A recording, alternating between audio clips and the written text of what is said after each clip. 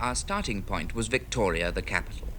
British Columbia, they tell you, is the land of bold eccentrics, the boom or bust province, the Texas of Canada. From Victoria's staid Parliament buildings, you would hardly guess it. But then Victoria claims to be different. Prim little antique shops stand on streets once lined with opium and gambling dens. For during the gold rush, Victoria enjoyed a lively, sinful youth.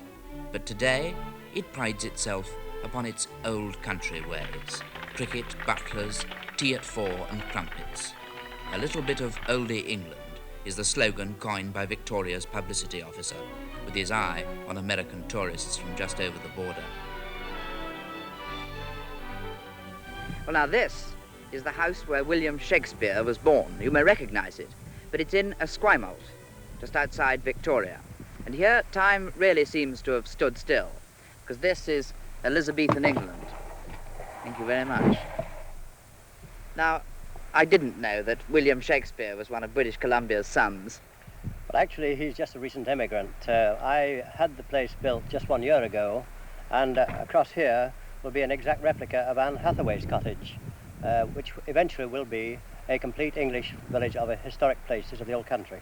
Well, this, in fact, is squadron leader Sam Lane, whose business is that he runs the Old England Inn.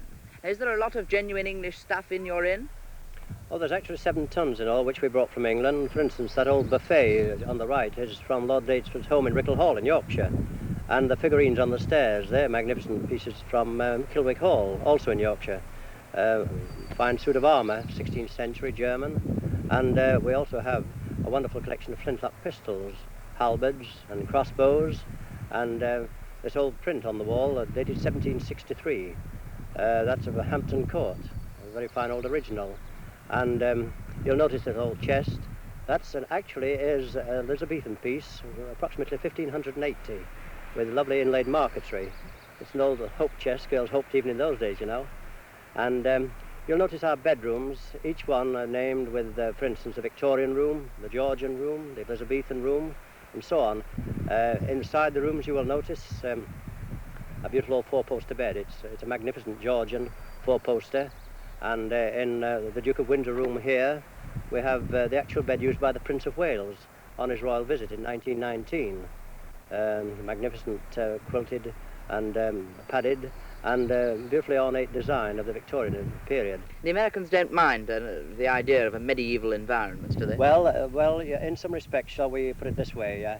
First of all, we show them the modern bathrooms, and then we talk the antiques afterwards.